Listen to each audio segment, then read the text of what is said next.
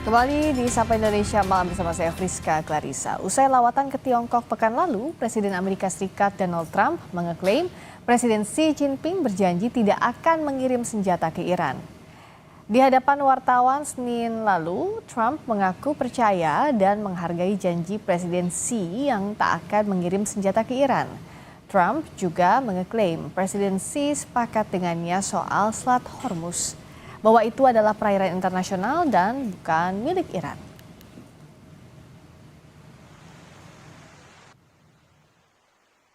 President Xi has promised me that he's not sending any weapons to Iran. That's a beautiful promise. I take him at his word. I appreciated it. I think he'd say the same thing, but he promised that he's not sending any weapons. And you know, if you think about it, he gets 40% of his oil. He's not sending oil boats in, tankers in with 20 destroyers alongside of it. No, he wants it. He does want it open, like me. I want it open, and we'll get it open. But Iran has used the Straits as a military weapon for 47 years, really much more than that. And that's not their straits. That's international waterways. That's not for them. Wakil Presiden Amerika Serikat J.D. Vance menyebut negaranya dapat kembali memulai perang dengan Iran. Namun Vance menambahkan pilihan untuk berdiplomasi dengan Teheran masih terbuka. Sebelumnya, Presiden Amerika Serikat Donald Trump mengancam Iran akan memulai serangan, tetapi ia mengeklaim negara-negara Teluk telah memintanya untuk tidak melakukannya.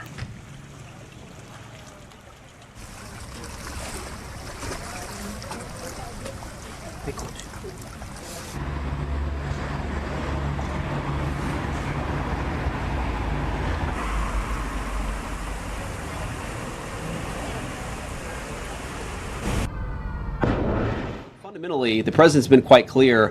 This is going to go, again, in one of two directions. We're going to restart the war, which is not the preference of the president of the United States. We're going to restart the operation, or we're going to strike a deal, and I think that's an important thing. That's what we're focused on, and that's what we're going to keep on working on. Meski AS bisa kembali menyerang Iran, Wakil Presiden J.D. Vance bilang perang dengan Iran bukanlah perang yang tak berujung. Menurutnya, Presiden Trump berjanji menyelesaikan perang dan membawa pulang kemenangan. Tetapi Vance menegaskan, Presiden Trump lebih memilih mencapai kesepakatan dengan Iran. Obviously, the president prefers to get that settlement. I think the Iranians prefer to get that settlement. This is not going to be the sort of thing that lasts forever. I think a lot of Americans, especially in my generation, who are worried about forever endless conflicts, we have to remember, I think you said 11 weeks, a big chunk of that has been a ceasefire. This is not a forever war. We're going to take care of business and come home. That's what the president's promised, and that's exactly what he's going to deliver. Kurang dari sepekan usai kunjungan Donald Trump ke Tiongkok, kini giliran Presiden Rusia Vladimir Putin yang menemui Presiden Xi Jinping di Beijing. Di tengah pertemuan keduanya, Donald Trump mengeklaim Xi Jinping berjanji tidak mengirim senjata ke Iran. Lalu bagaimana membaca arah pertemuan ketiga negara adidaya ini? Kita bahas bersama pengamat hubungan internasional Universitas Parahyangan Bandung, Kishino Bawono, dan peneliti senior Indo-Pacific Strategic Intelligence, Fauzia Cempaka. Selamat malam, Mas Kishino, juga Mbak Cempaka. Selamat malam, Mbak. Wah, semakin banyak yang harus kita bahas ya setelah pertemuan kita beberapa waktu lalu bicara soal perkembangan konflik Iran dan Amerika Serikat. Sekarang kita maju ke Donald Trump bilang Presiden Xi Jinping ini sepakat tidak akan bahwa Presiden Xi tidak akan mengirim senjata kepada Iran. Itu tadi yang baru kita saksikan ya beberapa saat lalu dari Presiden Donald Trump. Mbak Cempaka, bagaimana kita membahas ini? Tapi di sisi lain, Wakil Presiden bilang ya bisa saja perang ini kembali terjadi. Sebenarnya Amerika Serikat ini intensinya kemana kalau dari pernyataan ini Anda melihatnya?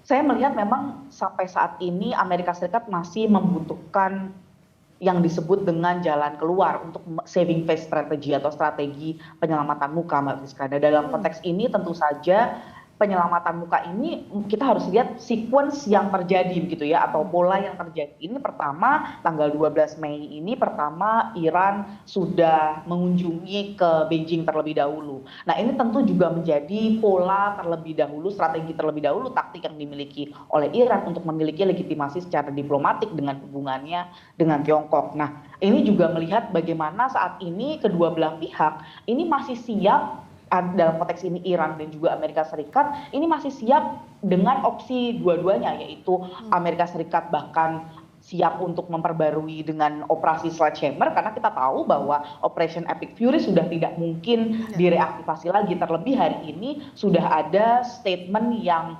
dikeluarkan oleh Kongres gitu ya, yang melarang atau meminta justifikasi jika memang Epic Fury ini kembali, begitu Mbak. Jadi saya lihat memang ini dalam konteks ini sangat butuh jalur atau strategi penyelamatan muka dari kedua belah pihak, meskipun keduanya menyatakan memang siap secara diplomatik maupun secara militer untuk kembali berperang, Mbak. Nah, dalam kondisi seperti ini, Mas Kishino, yang juga menarik dicermati, Presiden Tiongkok bertemu dengan Vladimir Putin setelah bertemu dengan Presiden Donald Trump. Apakah ini sebagai penegasan juga bahwa ya Tiongkok akan lebih dekat kepada Rusia dan Iran dibandingkan dengan Amerika Serikat? Bisakah dibaca demikian? Oke, apakah bisa dibaca Tiongkok lebih dekat dengan Rusia dan Iran? Saya pikir iya. Jawaban saya akan iya gitu ya, karena tanpa pertemuan dengan Presiden Putin dan kemudian delegasi dari Iran kemarin pun, Tiongkok itu sudah ada di dalam kelompok yang alternatif dalam tatanan politik global. Maksud saya gini, Amerika Serikat dan rekanannya itu adalah aliansi atau satu persekongkolan, ya, satu kelompok utama. Mereka yang menjalankan global order, gitu ya, tata tertib dunia dan hukum internasional gitu ya. Nah, tapi di sisi lain ada kelompok lain yang berusaha menjadi alternatif, menjadi pesaing gitu ya, mau tidak mau. Karena apa?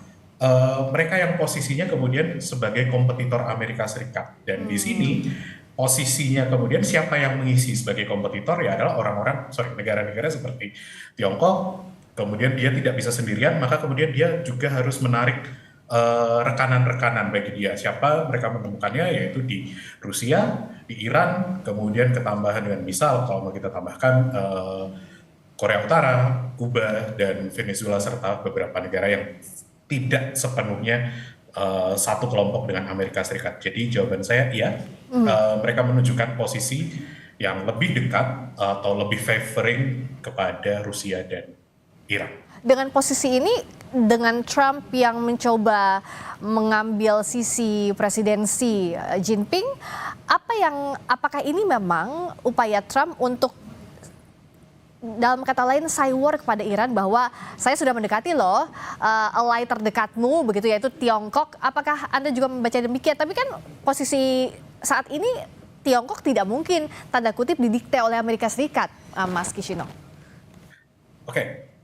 Yang saya baca gitu ya, bahwa posisi Tiongkok itu kalau kemudian kita balikkan ke dalam kelompok negara-negara alternatif ini gitu ya, itu kan jadi salah satu yang cukup influensial, cukup berpengaruh.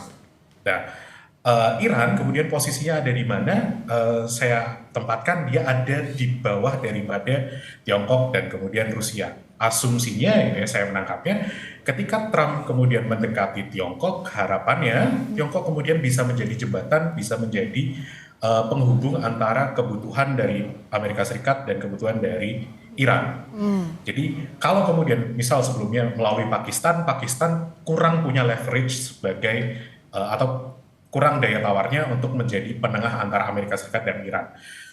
Tiongkok punya posisi yang lebih besar, punya posisi yang modalitas yang lebih besar, sehingga dia bisa kayak gitu, main sebagai penengah. Dan untuk posisinya lalu kemudian apa yang Tiongkok lakukan gitu ya, walaupun sebagai penengah, jadi saya rasa mereka main di dua kaki gitu ya. Mereka sadar bahwa mereka butuh perang ini untuk selesai karena ekonomi mereka juga ada gangguannya, ada dampaknya dari penutupan di Hormuz ini, gitu ya. Tapi di sisi lain mereka juga pragmatis bahwa kalau Iran bisa bertahan lebih lama, Amerika Serikat makin terekspos kelemahannya, makin terekspos kekurangannya, dan ini menjadi keuntungan bagi Tiongkok. Saya melihatnya seperti itu. Dan dalam posisi ini semestinya Mbak Cempaka, US couldn't and shouldn't be show up as a superpower country gitu. Jadi saat saat ini kan terlihatnya seakan-akan Amerika Serikat ini sebagai superpower, semua negara itu harus nurut sama Amerika Serikat kepada Tiongkok misalnya, atau pernyataan Wakil Presiden Amerika Serikat J.D. Vance yang baru saja kita dengar tadi bahwa ya kita yang punya kendalinya kok, ini mau perangnya lanjut atau enggak dan kami memilih diplomatik. Nah, apa-apa yang semestinya lebih dibaca lagi oleh Amerika Serikat bahwa posisi mereka itu tidak sesuperpower itu saat ini? Sesaat lagi tapi jawabannya di Sapa Indonesia Malam. Kembali lagi di Sapa Indonesia Malam, kami masih bersama dengan pengamat hubungan internasional Universitas Parahyangan Bandung, Kishino Bawono, dan peneliti senior Indo-Pacific Strategic Intelligence, Fauzia Cempaka. Menyambung pertanyaan yang tadi, dengan sikap Amerika Serikat, pernyataannya Presiden Donald Trump, lalu juga Wakil Presiden J.D. Vance, tapi kalau berkaca pada kondisi seperti ini, Amerika Serikat couldn't and shouldn't be as superpower country lagi bersikapnya, iya nggak sih Mbak Cempaka? Betul Mbak Friska, kita lihat memang saat ini apa yang dilakukan oleh Trump maupun J.D. Vance begitu ya, dan dalam konteks ini kita lihat refleksi terhadap perang yang terjadi dari tanggal 28 Februari dan bagaimana pengakhiran terhadap perang ini saat ini tidak dapat hanya dilakukan oleh kedua belah pihak antara Amerika Serikat dan Iran saja ataupun bahkan dengan keputusan Israel, tapi juga bagaimana struktur dari arsitektur dari negosiasi atau perdamaian permanen yang diinginkan oleh Iran ini hanya bisa dicapai dengan tentu saja masukan atau bahkan peran dari Tiongkok dan Putin melalui Rusia gitu. Dalam konteks ini tentu saja ini terkait dengan dua hal yang hingga saat ini pun masih buntu Mbak, terkait dengan Hormuz dan nuklir, dan dua hal ini pula yang dibicarakan oleh kedua belah pihak dalam pertemuan Putin dan Xi Jinping setidaknya di Beijing hari ini begitu. Karena poin terkait misalnya bagaimana Rusia menawarkan diri menjadi pihak yang menerima hasil dari pengayaan nuklir milik Iran yang sekitar 440 kilo itu, saat ini pun ada beberapa laporan yang sudah mulai dikeluarkan bahwa Xi Jinping misalnya mendukung ide tersebut begitu, yang dimana saat ini kita tahu bahwa dukungan atau poin-poin terkait dengan negosiasi terkait nuklir ini masih buntu. Nah, terkait dengan Hormuz misalnya Mbak, kita bicara juga sebenarnya Cina saat ini tidak hanya terkait minyak yang memang banyak berasal dari Hormuz, tapi juga terkait dengan gas. Nah, salah satu yang dilakukan percepatan dalam dukungan atau kedatangan Putin ke Beijing ini adalah terkait dengan pembuatan pipa gas Siberia yang memang sudah direncanakan sejak lama. Namun dengan adanya disrupsi di Selat Hormuz ini membuat Cina mempercepat keputusan untuk membangun kembali pipa gas Siberia dengan Rusia ini Mbak. Nah, dalam konteks ini kita lihat bahwa sebenarnya tentu saja Amerika Serikat tidak dapat bersikap secara unilateral karena keputusan-keputusan yang nantinya terkait dengan permanensi perdamaian ini sangat terkait dengan Tiongkok dan Rusia yang juga merupakan negara anggota Dewan Tetap Keamanan PBB, Mbak Priska. Dan bicara soal Hormuz, saya ambil satu poin dulu soal Hormuz, Mas Kishino. Dengan klaim Trump yang bilang bahwa Xi Jinping sepakat dengan soal Hormuz bukan milik Iran, bisakah serta-merta kita menganggap pernyataan ini sebagai pernyataan sikap Tiongkok? Apakah bisa dianggap sebagai pernyataan resmi dari Tiongkok? Saya rasa sampai kemudian nanti pemerintah Tiongkok melepas informasi ini ke publiknya dan juga publik internasional, saya rasa ini harus dianggap atau sebaiknya dianggap sebagai klaim unilateral dari Presiden Donald Trump. Kenapa? Jawaban saya dua gitu ya. Pertama, gaya komunikasi dan individual beliau, Presiden Trump ini saya agak skeptis gitu ya. Saya melihat beliau ini orang yang agak narsistik dan selalu butuh untuk disanjung, untuk dianggap besar, dianggap tinggi, disegani gitu ya. Efeknya apa kemudian? Gaya komunikasinya dia kadang membuat klaim-klaim yang luar biasa tanpa kejelasan bahwa apakah itu benar-benar terjadi atau enggak. Dan masalahnya kemudian ketika itu masuk ke dalam sistem pemerintahan di Amerika Serikat, rezimnya kemudian juga mengakomodir gaya bicara seperti itu. Efeknya tidak hanya Presiden Trump yang bicara seperti itu, tapi kadang juga diikuti oleh J.D. Vance, Pete Hegseth, atau official lainnya. Jadi untuk klaim sebesar ini saya rasa kita harus wait and see gitu ya. Kita harus tidak bisa menelan ini secara mentah-mentah. Jadi kita tunggu ntar memang apakah benar-benar terjadi seperti itu atau tidak. Di sisi lain kalau memang benar terjadi gitu ya, pemerintah Tiongkok juga setuju bahwa Hormuz itu bukan milik Iran gitu. Maka tanggapan saya akan seperti ini. Saya merasa bahwa idealnya dalam kondisi normal negara-negara tidak ingin ada wilayah-wilayah perairan sekrusial seperti Hormuz itu kemudian dikontrol oleh satu negara dijadikan sebagai senjata diplomatis untuk ketika mereka punya masalah tertentu gitu ya. Saya rasa pemerintah Tiongkok juga sadar bahwa perang ini itu ya pedang bermata ganda. Di satu sisi ada benefitnya, tapi di sisi lain juga ada dampak negatifnya kepada ekonomi dan keberlangsungan pemerintah Cina atau pemerintah Tiongkok gitu ya. Jadi mungkin mereka juga melihat bahwa dampak dari gangguan supply chain global ini yang sudah sampai ke Tiongkok itu tidak ideal in the long term. Cuma di satu sisi juga mereka sedang kuat-kuatan dengan terutama Amerika Serikat. Karena mereka juga pengen melihat bahwa Amerika seberapa tahan sih dengan tekanan seperti ini, gitu ya. Karena terutama kalau kita bicara di level domestik gitu ya, saya selalu bilang bahwa Amerika Serikat itu punya deadline. Satu, pemilu besok November, lalu kemudian barusan Senat itu kan menyetujui ada War Powers Act di mana kekuatan presiden atau eksekutif di Amerika Serikat untuk menentukan kapan perang dan semacamnya ini sekarang coba untuk ditekan, coba untuk dikendalikan. Nah, itu deadline itu yang ada di hadapan Presiden Trump, sementara di sisi lain pemerintah China tidak punya deadline seperti itu. Dan dalam posisi ini bahkan Mbak Cempaka bisa kita lihat Tiongkok ini memainkan peran sebagai pusat diplomasi. Di awal bertemu dengan Menlu Iran, Tiongkok. Lalu berikutnya bertemu dengan Trump. Lalu bertemu dengan Presiden Rusia, Vladimir Putin.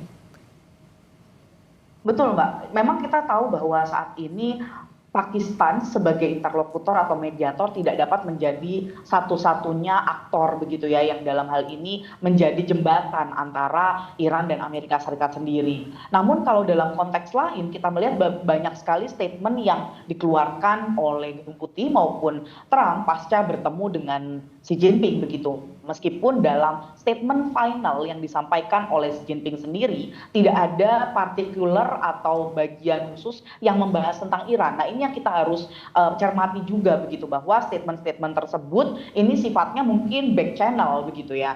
Nah yang saya lihat justru Mbak dampak dari statement-statement yang disampaikan oleh Trump tadi terkait dengan misalnya Selat Hormuz dan lain sebagainya ini justru mempercepat rencana Iran terkait dengan Persian Gulf Strait Authority atau otoritas selat di Hormuz ini yang bahkan di tanggal 16 Mei lalu ini sudah keluar akun X-nya dan juga bahkan sudah ada skema khusus tentang designasi jalur pelayaran dan lain sebagainya yang sebelumnya ini sifatnya hanya diskusi atau narasi-narasi di sosial media maupun dari statement-statement pemerintahnya saja, tapi tidak ada bentuk penyampaian khusus. Nah, dengan adanya statement Trump tadi, justru saat ini misalnya tanggal 18 Mei lalu misalnya bagaimana Iran ini sekarang sudah mengeluarkan designasi atau mekanisme yang sifatnya lebih formal terkait dengan otoritas Selat Hormuz ini yang tentu saja menjadi poin yang cukup berbahaya karena di saat ini masih menjadi poin negosiasi antara Iran dan Amerika Serikat sendiri, Mbak Friska.